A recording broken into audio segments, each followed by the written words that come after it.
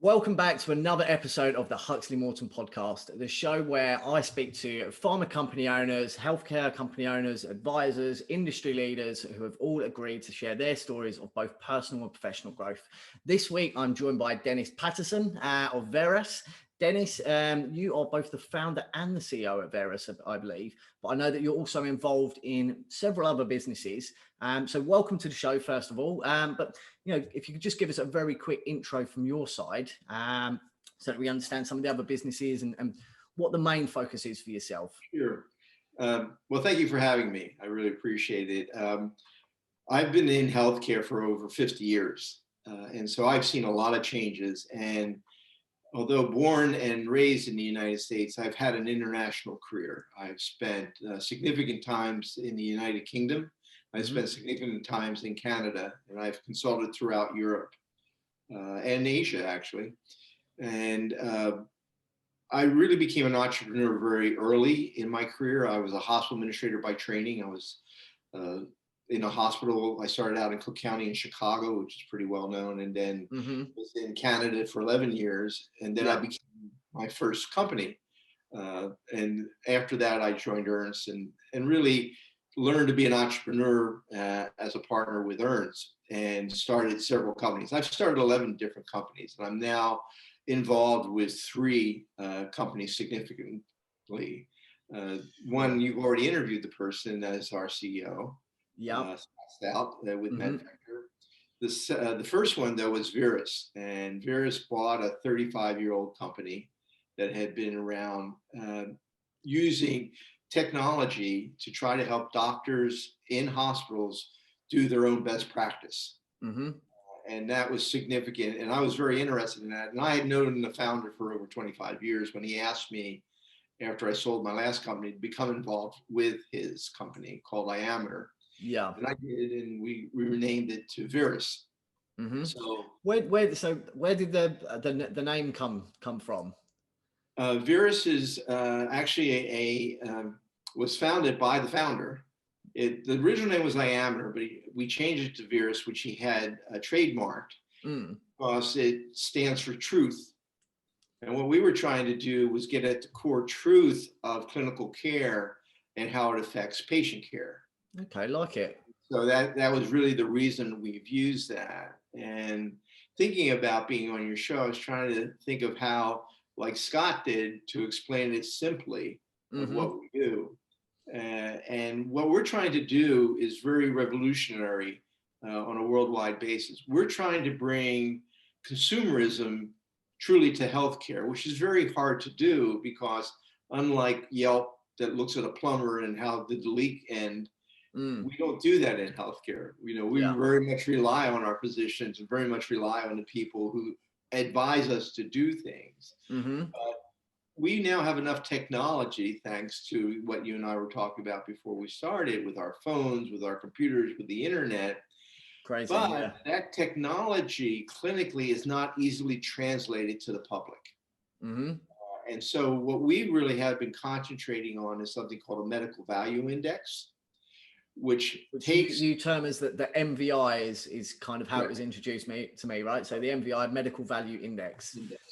And what it is out of our working with physicians for over 35 years to embrace their own best practice for patients inside the hospital, we were invited by an insurance company, Blue Cross Blue Shield of the United States in Montana, to create an index that would allow them to reward physicians for changing their behavior and increasing both their quality while at the same time lowering their costs.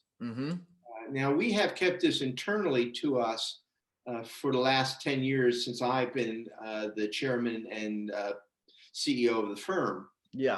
But for the first time ever, we will be releasing this data to the public.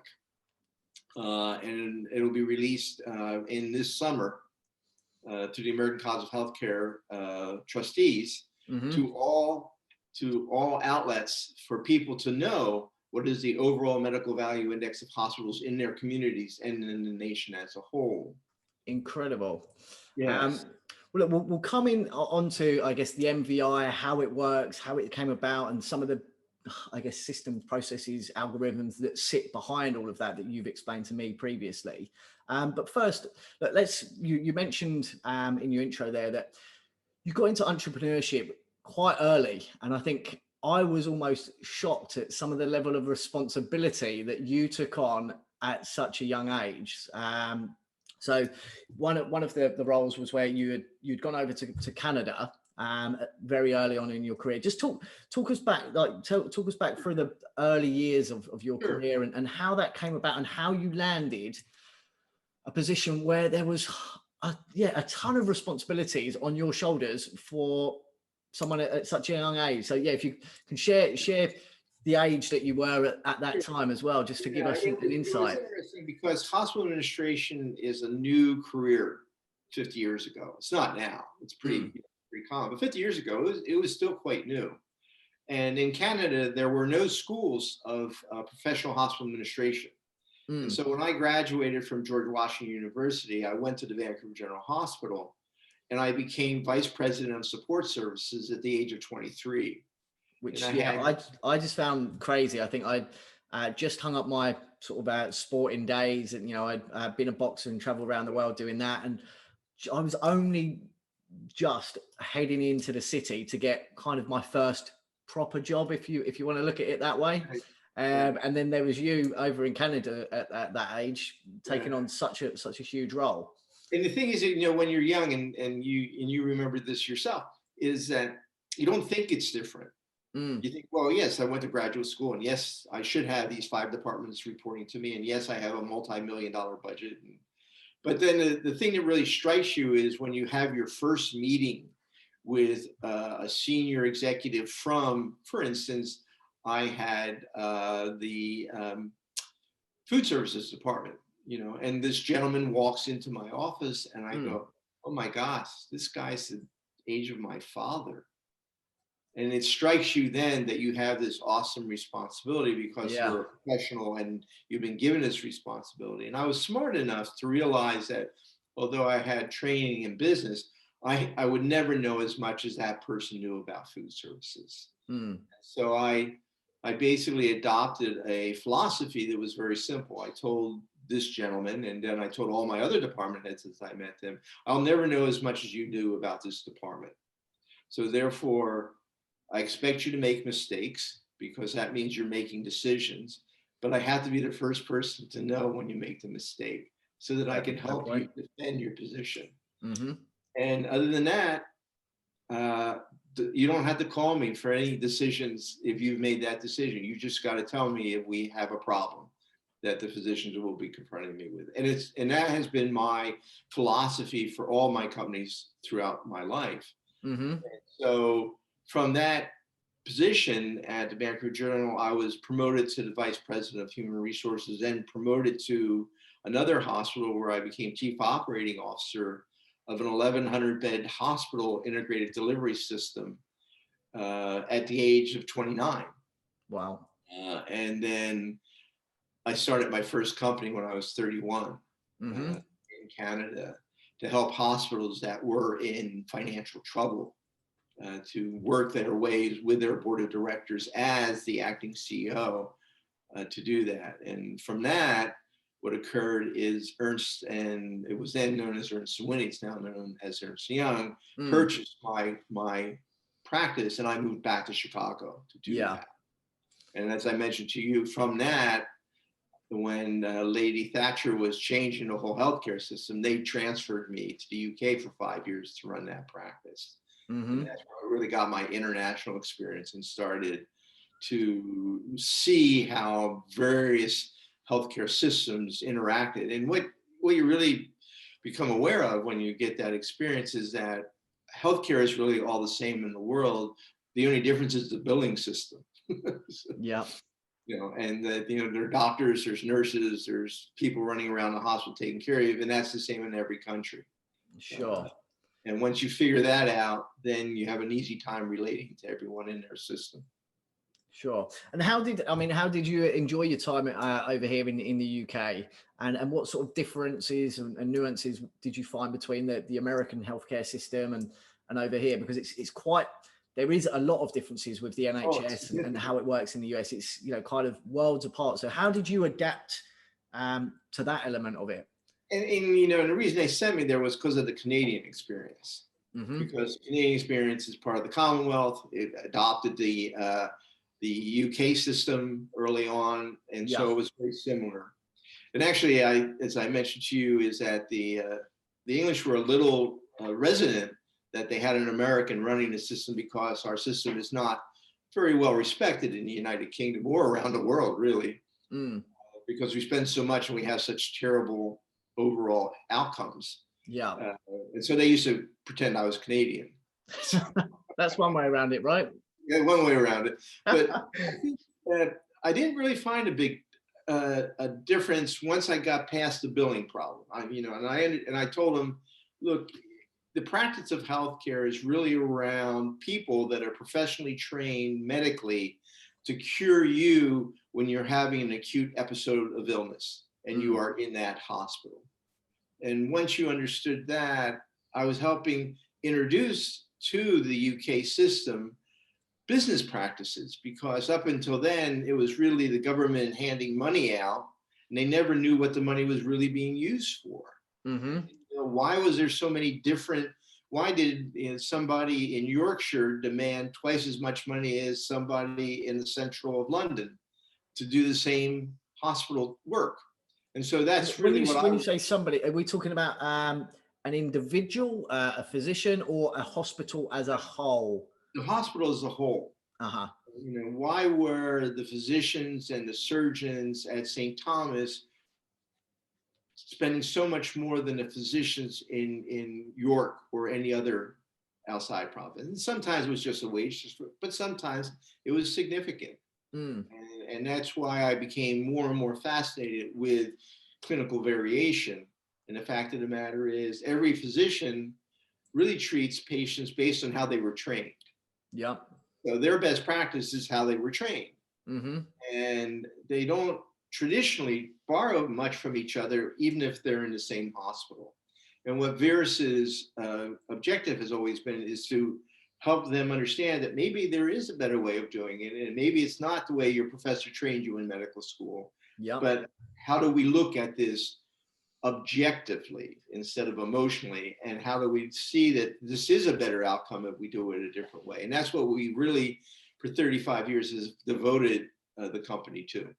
And this is where now Verras, sort of the current organization for yourself, and the MVI come into play, isn't it? It's about performance and I guess monitoring performance between hospitals, so that it can to an extent be ranked as far as I understand. But if you can try and give us an overview of the MVI again, and what you're trying to achieve, and then we'll get into a little bit as to how it works. It sounds pretty incredible. It is. And you know, and the thing is that we kept it quiet internally because we were just trying to change individual physician behaviors, and we did that in over 300 hospitals in the US. But there's a lot more than 300 hospitals in the United States. And as and the coronavirus kind of even brought it more to the front, because now hospitals were dealing with just an absolute terrible emergency that tied up the whole system and started to prove weaknesses in all the systems around the country. Right. And as we come out of this, it's done several things that will help what MVI does, help people, and people who pay for it understand better what's happening clinically. And so basically what the Medical Value Index does, it measures 6 clinical factors of care inside a hospital. Sure. And what are these 6 factors that you measure? Right. In both the United States and in the United Kingdom, everybody has to report to the government how they spent their money for care that the government pays for. In the United States, only half the care is paid for by the government. And so we have, like the NHS, we have something called the Center for Medicare and Medicaid Services. It's a federal agency. It is responsible for doling out the money to the states, which are responsible for doling out the money to the hospitals for people over the age of 65.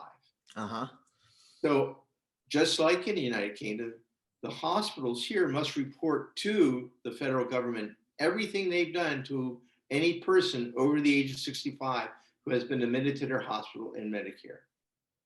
Wow. So what we do is that they then sell that information publicly, and we buy that from the Center for Medicare and Medicaid Services. So we buy basically the information about everything that has happened to a patient in our population, which is over 50 million people that are getting help. Someone walks in with a grazed knee and they get a Band-Aid on it. That information is available to buy for anyone who's walked into one of these hospitals. Right. The thing that you can't buy, however, and this is very important to understand, is that you cannot buy the individual doctor and what he did, and you can't get the name of the patient and who it happened to. So it's collective information in order to protect the privacy of both the physician. Yeah, you've got to have some level of anonymity. Can't say it, but it needs to be a bit anonymous. Otherwise, patient records. And we actually have a federal law that demands that, and you can get fined, and you can actually go to jail as a hospital administrator or as a physician or anybody else that has revealed that information to the public. Okay, and so it's very sacrosanct here in the United States, as it is in the NHS. Definitely, yeah. But from our perspective, we don't really care. What we're looking at is the overall performance of the hospital. And so buying that information allows us to use algorithms that was founded by our founder, Dr. Bill Molenbrock, a orthopedic surgeon at Scripps Hospital in San Diego, who's been researching this information and actually was able to get patents around the algorithms that he created. And Bill still is a senior advisor with the firm. So you're the only guys with access to these algorithms. Correct. Bill is still active in the firm, and I believe he's a senior guy now, isn't he? Did you say he's in his 80s, Bill, and still sort of he won't tell me his cause? He won't tell me, but I suspect so. Since he was a flight surgeon in the Vietnam War, I suspect so. Oh, well, whatever he's taking, if he's still got that level of energy that he's writing algorithms and everything, and he's still working. Send some of that my way. He's still working on it. He's still advising people. So basically what he did is that he looked at the thing that's important to understand, and the thing that makes healthcare and the use of consumers of healthcare different, is that when you have a leak, okay, and you pull in a plumber because you have a leak of your sink, all right? Everybody has a leak. It might be more disastrous or less disastrous how big the leak is, but you all have the same thing. In healthcare, that's not true. You may have an illness, and I'll just use pneumonia. Right? So you may have pneumonia and you're going to the hospital because you have pneumonia, but you may be 17 years old and you just happen to have caught pneumonia, and that's the only thing you have wrong with you. Or you may be 70 years old and you have pneumonia, congestive heart failure, diabetes, and that's much different of how you must be treated by that physician.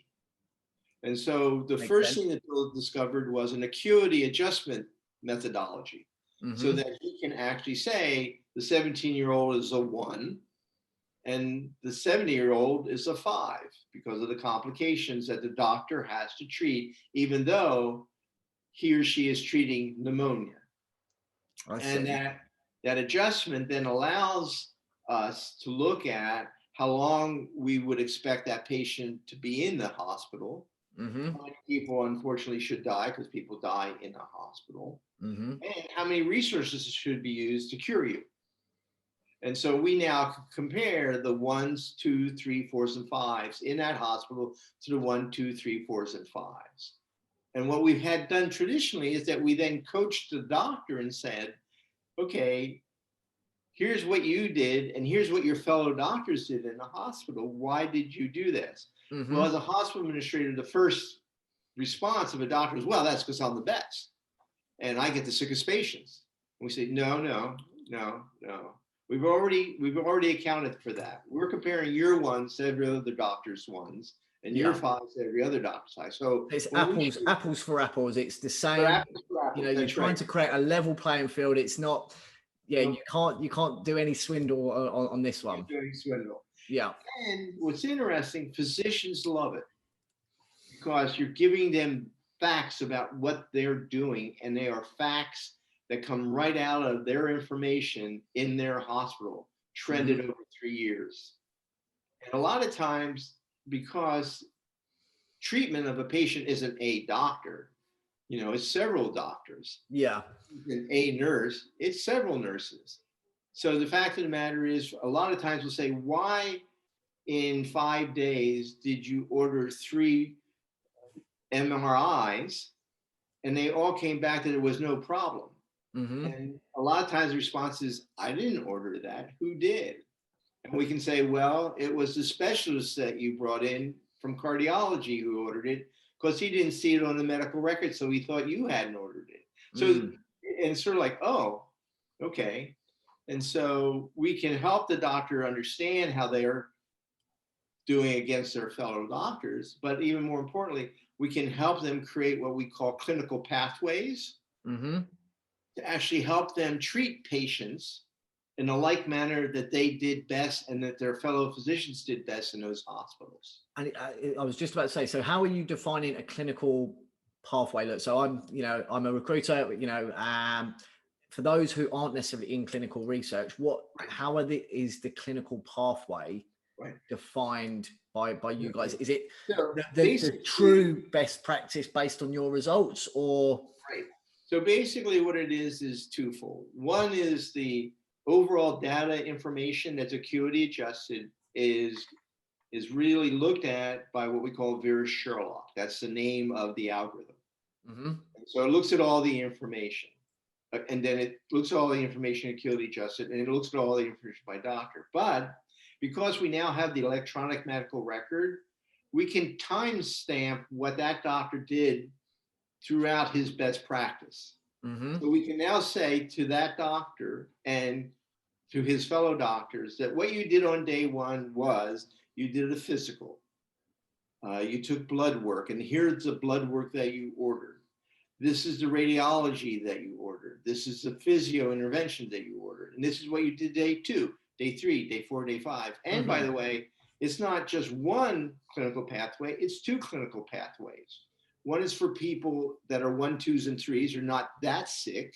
And one is for 4s and 5s. They are that sick. You can't have one clinical pathway, because if you try to do that, what you do is the doctor naturally thinks about the sickest patient, and he then creates his clinical pathway around that. So now that poor 17-year-old is getting poked and getting blood drawn and going to 3 MRIs. It's not one size fits all. Yeah, it versus needs to be the 7-year-old who needed all that. And so that's really important to understand.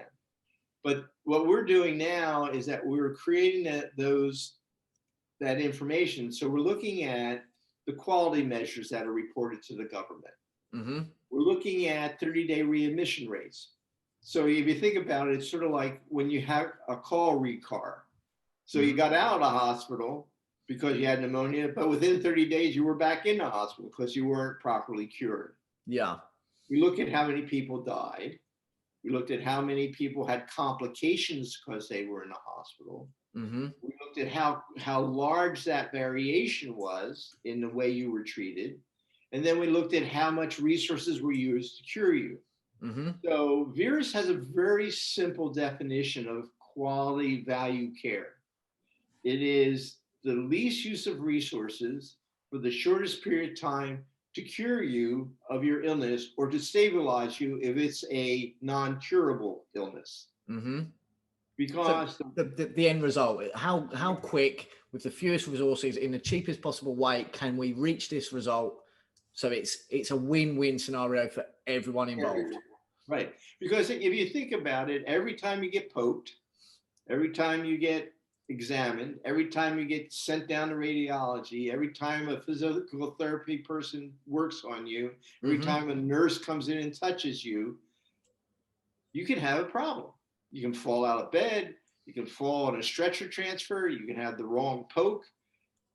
And the longer you stay in the hospital, the more that you're exposed to other people with diseases. And so the shorter period of stay you are in, the better off it is for you, the better off it is for everybody in the hospital. So it's a very simple definition, but it's a natural way of thinking about quality value healthcare. And that's what we're trying to do now, is translate that to the public and to those people who pay for it, not only the government, but also for insurance companies. And in the United States, 157 million people in our system is paid for not by the government and not by insurance, but by self-insured employers. So they're paying insurance companies to do the claims of how much was done to their employees and their families. Yeah. But they also don't have a measurement. They don't have something that says, well, is this hospital's MVI better for open heart surgery than this hospital? Mm-hmm. This hospital, like we were talking to somebody, they have two major hospitals in Iowa, in a town in Iowa. And everybody goes to the hospital based on where they were born or where their father died. You know, but nobody really knows what their quality is by what they do. We can measure that and we can reveal that. And so it's not an opinion poll. It's based on facts and figures that technically have been available to purchase by anyone, but you guys have figured out an algorithm that analyzes this, puts it into a clear-cut kind of box, if you like, to say, okay, if you've got disease XYZ, this is the best hospital in your region that you should go to. Correct. And also it's accessible for insurance companies, employers, etc., so that everyone can effectively choose where they go. Right. We've just had a major company that basically supports senior citizens. So you have to be over age 65 in order to join the organization. Yeah. When we told them what we did, we said, now they're over 65, so they can go to any hospital in the United States. You know, you don't have the financial restrictions, say, oh, you know, this hospital is more expensive than that hospital, or my insurance company doesn't cover it. You're covered. And so they are going to use our algorithm to help their members choose the hospitals to go to, either in their community, in their state, or nationally. Wow. And that's where we see the power of this happening, is that as more, and this is going to cover 2.2 million Americans. So we see the more and more people start to use it, the more and more the hospitals start to pay attention to what is their medical value index. And it almost, I think when you first mentioned this to me, I was just thinking, you know, being a sports fan, you know, the amount of analysis that goes into football, basketball, you name it, you know, you can get stats on players' heights, how they perform, how many shots they're going to land a game, you know, and this is, to an extent, it's like that, but in the healthcare world for patients. Exactly. It's exactly like that. And there are many people in the United States, like the U.S. News and World Report, that says, here are the best hospitals in the United States. But it's based on the opinion mostly, or the financial performance mostly, of the hospitals. Ours is based on the clinical performance of the hospitals. Amazing. Entirely. And so there's a lot of people out here that are saying that we're the best in open hearts and we're the best in this and worse than that, because they've advertised that they're the best. No one's ever said, well, compared to what? Yeah, everyone's the fastest growing, most entrepreneurial, the biggest, the best. And you think, as you say, compared to what? What? Well, this will be the first time that a clinical index will be released to the public to do that. Amazing. And be purchased by, we hope, insurance companies, self-insured employers, and others to help them help their families and people that they care for go to the right hospital. So we're very excited about it. We know that we're going to have a lot of criticism, because the hospitals that have been advertising their best are not necessarily going to show up as the best. You're always going to get some haters with this, you know, but it's kind of, it comes down to performance. And like, for me, I'm a huge advocate of creating competition to drive performance. Right. And yes, there may be certain hospitals that might complain, but if it's for the good of patients, and it's improving the industry, you know, you shouldn't really be complaining. Well, and the other thing too is the fact that they can say, well, we don't like that index. Well, that's fine. Use whatever index you want to. But they can't, the one thing they can't say, and this is really important, James, is that they can't say the information is wrong because they reported it from their hospital to the federal government. Now, if they did that wrong, you go talk to CMS about that. Don't talk to Verras about this is the wrong information, and we're going to correct the algorithm to show what you really did. You have a big problem with the big payer sitting in Washington, D.C. So we're very excited about that. It sounds like you've got yourself to a very good position here, and you've got kind of a customer in line and a clear foresight of where your customer base is going to be. How, I mean, you already mentioned that, you know, the impacts of the virus has perhaps, coronavirus has almost brought this to the forefront of people's, you know, minds at the moment. So that's kind of been, I guess, a silver lining out of the pandemic for you guys. But, you know, what are the general challenges that you have perhaps faced? As you say, look, you know, there may be criticism from some hospital. What other challenges have you faced, or are you envisioning? Well, I think one of the challenges that we're going to face is that, and I don't want to belittle this, but, you know, if you went to your physician and you said, I had this illness, and he said, you know, James, why don't you just go over to the corner and stand on your head for 5 minutes, and I think it will cure it, you probably would give it a try. You may think it depends on what the illness is. Yeah, you may give it a try.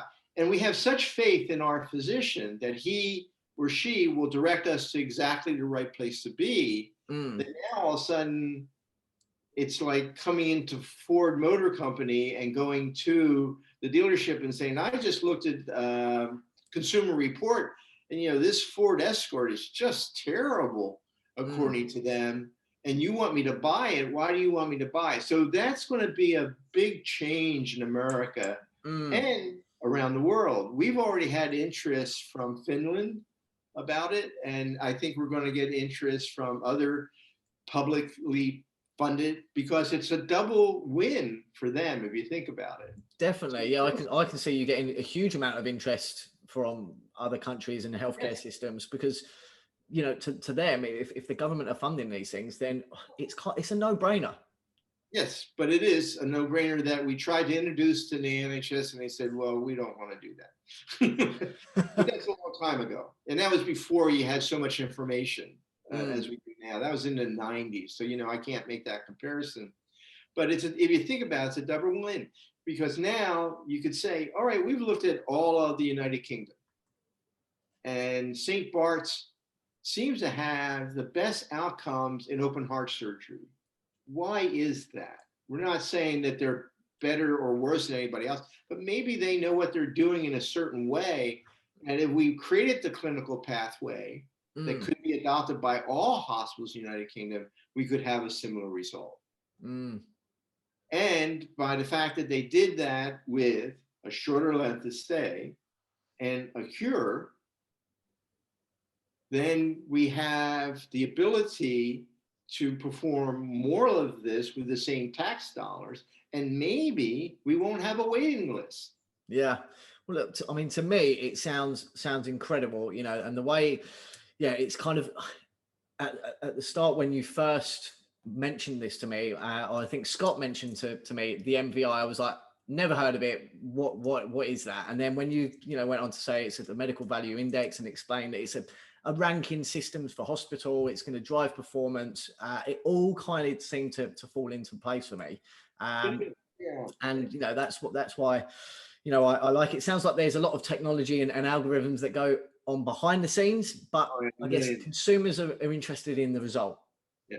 And the thing that's really interesting is that if we look at the Commonwealth countries, which is what I always look at for public systems, and the people who have adopted those systems that aren't part of the Commonwealth, they use the same, it's called the International Classification of Diseases. So it's a worldwide body that classifies diseases that every country uses. So we're using what we call the ICD CM10 code here in the United States, which happens to be used the same in the Commonwealth. And so it's a very easy system to translate to other countries. So it's not like, oh, well, no, we don't bill for the MRI. So how will you know which MRI is being used? Well, you do know that there was an MRI. So we don't care that you billed for it. It was used under this classification to treat this disease. Yeah. But that's going to make it really, we think it's going to be one of the first adopted international systems around the world. Sure. And is that, I guess that's the goal for you. That's the vision. What are the next steps in place for yourself then? What are the plans for Verras and yourself as you move throughout 2021? Well, the thing is to really get it to become not the standard. I mean, you know, there's never going to be a standard. Everybody said, well, that's it. You know, they decided the world, and so therefore that's what we're doing. But that it's robust enough and understood enough that it will be, it's sort of like a lot of people don't know what's behind Google's algorithms to give you any piece of information you ask for with amazing speed. Yeah. I mean, when I go out for walks, I'll take pictures of a flower that I don't know, and Google will tell me in 10 seconds what the flower is. I know, it's amazing. It's amazing. Well, I'm hoping that we will get our technology. We're not at that point yet, but I'm hoping we'll get our technology to that point that everyone may be able to go on their own handheld and look at what it is that they need to do. Yeah. When they are needing an acute hospital intervention. We're not trying to solve the whole healthcare problem. We know that there are many aspects of healthcare that we don't do, like social determinations, racial determinations. All those types of things we can't look at because the way the information is currently used. Yeah. And maybe we will get to that, but we don't do population health. But in the United States, acute intervention is almost 20% of the total healthcare costs. And it's the largest healthcare cost in the United States that happens to an individual. So we know that it's important, and I'm sure that that's true of every statistic around the world in every country. Amazing. Yeah, well, it sounds, it's not my vision, it's Bill's. I mean, Bill is finally seeing his dream come true. Yeah, no, it's I guess incredible, and I genuinely hope that, you know, it sounds like you've already got a few interested parties, you know, people that have signed up already. I'm sure that there'll be more. So just as a very quick recap for those listening in again, so the MVI Medical Value Index, kind of a ranking systems that pits hospitals against each other to improve performance based on, you mentioned earlier, it was 6 key metrics that you measure. Just just give us a quick summary of those 6 metrics again. Okay, and I'll do them in the rank of importance, because that's perfect. Right. Quality is the lowest because the hospitals have all learned how to fill out the forms that they send to CMS. Readmission rates, surprisingly, are very similar in the United States to all hospitals. So it's not a very large measure of that, the MVI. You start to get into those when you're starting to compare things that are truly clinically determined by a physician in a hospital. So morbidity, deaths. No, I mean morbidity, which mortality, which is deaths. Morbidity, which is complications that occur to you because of something that happened while you were in the hospital. Yeah. How large is that variation, and how many resources were used? So the scale goes from 0 to 800 on those 6 factors. And in the United States, and we don't have the current data, and the COVID-19 is going to really affect that data anyway. But in the United States, there is no hospital in our system that is in our value 1 tier of over 701 points. No one is in that tier. Wow. And only 2% are in tier 2. It gives you a good insight as to how these things can be ranked. You know, I find it pretty incredible. And, you know, there's going to be a lot of people out there, hospitals, should I say, rather than people, that will perhaps want to be that, you know, that first one to reach that top tier. So look, that's a fantastic sort of vision that Bill's got and that you guys are now pushing towards. Hopefully as we get back to normality, you'll be able to get out to various other business meetings, speak to investors and things like this to really push that on. But look, aside from I guess the world of business, as we press on into 2021, lockdowns are starting to get lifted. I'm ever hopeful that I'll get a haircut at some point. What is it that you're looking forward to getting out and up to once I guess the restrictions are all lifted at your side? Yeah, it's Zoom is great.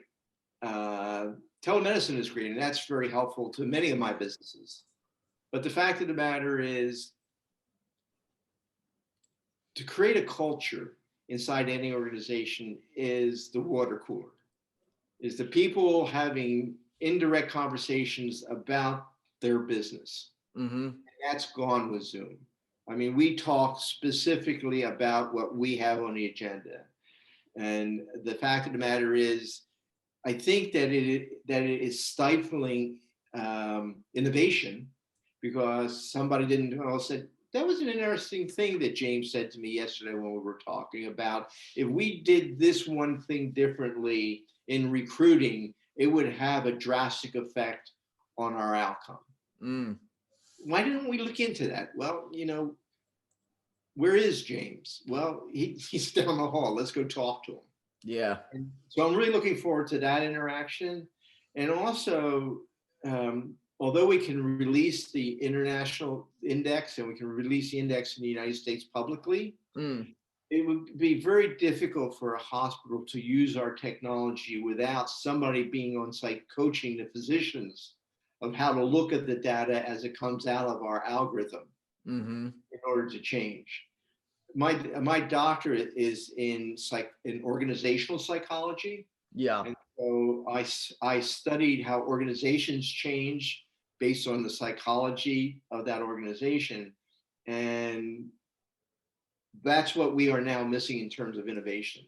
We don't have that collective psychology. And many of the companies that have prospered during this time was because they had already such a strong culture that it didn't matter that everybody worked at home. Everybody knew the basic mission of the company. Everybody knew basically when the boss was going to react positive or negative to something. Mm-hmm. And we've lost that. And I think we've lost a lot of focus. And no matter how much you may try to do this, is that if you have to do the laundry, you might just run out and put something in the dryer right now after we get done this phone call. Mm. You won't do that if you're at the office. I got to go home and change my laundry, but I think that's not going to cut. So I'm really looking forward to that. I'm also looking forward to the fact that there's so much innovation that has occurred from the COVID-19, like telemedicine. Definitely. That we haven't even started to scratch the surface of how significant that could be on both a national basis, but also internationally for medicine. Definitely.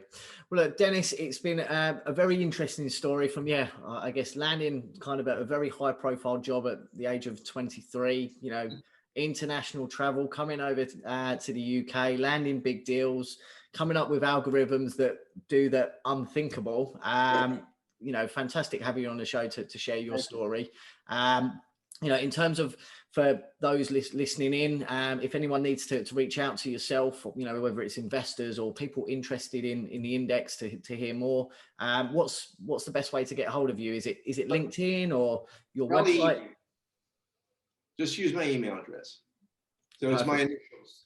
So it's for my initials are, my name's Dennis Joseph Patterson. So it's initials DJP at Verras. Victor, Edward, Robert, Apple, Sam.com. Or go to our website, Verras.com. I'll make sure that we get that onto the podcast links and things so that people can reach out with any questions. But look, Dennis, thanks again for coming on the show. And we will definitely keep in touch. I'm interested to hear how it goes with the MVI over the course of the next couple of years, I guess.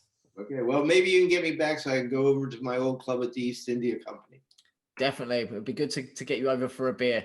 All right, sounds good. All right. Cheers, Dennis.